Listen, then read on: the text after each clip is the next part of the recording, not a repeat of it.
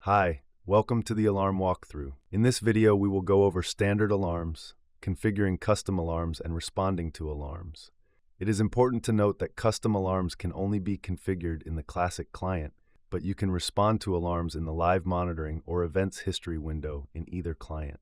Alarms are a configurable way of viewing and receiving on screen email or text message notifications for specific events occurring in the aAC and aAC classic software.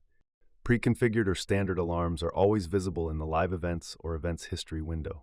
They are separated into three categories: red or critical alarms, orange or high priority alarms, yellow or mid priority alarms, and green or low priority alarms.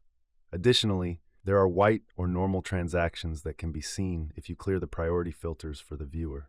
To filter by priority, all you have to do is click on the priority name under the priority legend in the classic viewer. The default priorities are 255 for critical, 200 for high, 100 for mid, and 50 for low priorities.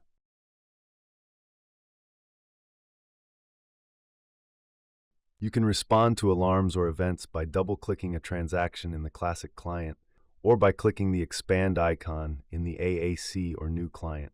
Once you have expanded or double-clicked the event, it will mark the event as acknowledged and will create an entry in the event for who acknowledged it. You can also add an acknowledgement comment or image prior, or select to close the event prior to saving the event acknowledgement. To configure a custom alarm in the General Configuration tab, you will have to configure a message template for an email or SMS text, alarm action, and alarm definition.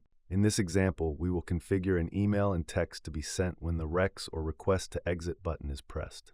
In the Message Templates tab, you will be able to create a custom text or email template that can be sent out when triggered by an event. With email templates, you will have to first type the email body prior to clicking on the Save button and naming your template.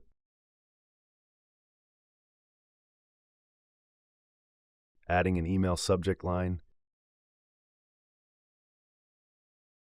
and clicking OK.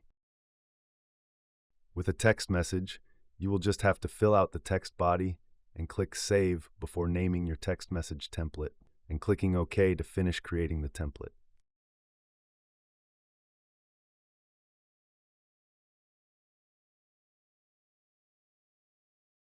The alarm actions will configure how an alarm event will be treated by the system. You can opt to send out an email or text.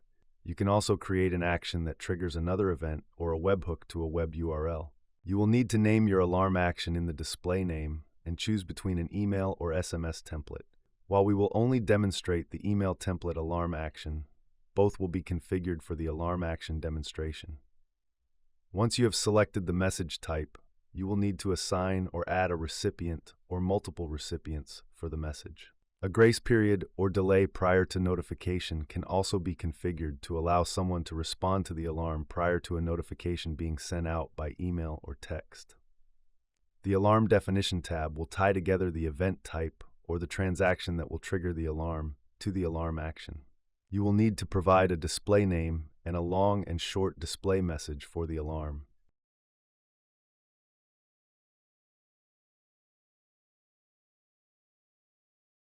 You can also define if the alarm requires acknowledgement and the priority.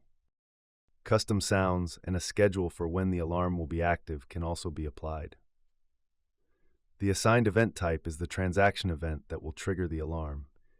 It is important to select the correct event.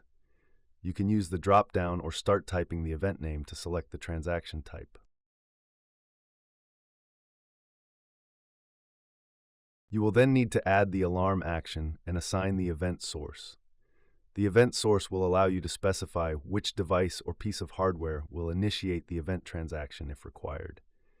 Otherwise, if left empty, the alarm will trigger from a specific transaction from any device it can be generated from on the instance. Instructions will allow you to add custom response instructions and to add custom acknowledgements. You will need to create a custom acknowledgement label and description of the actions taken prior to clicking the Save button for the label.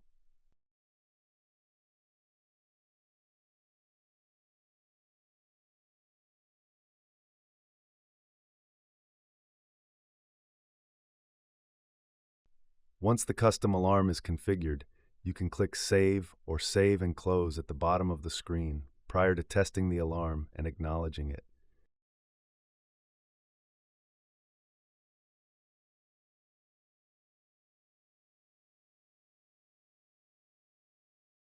For more information on alarms and settings, visit our KB. Thank you for watching.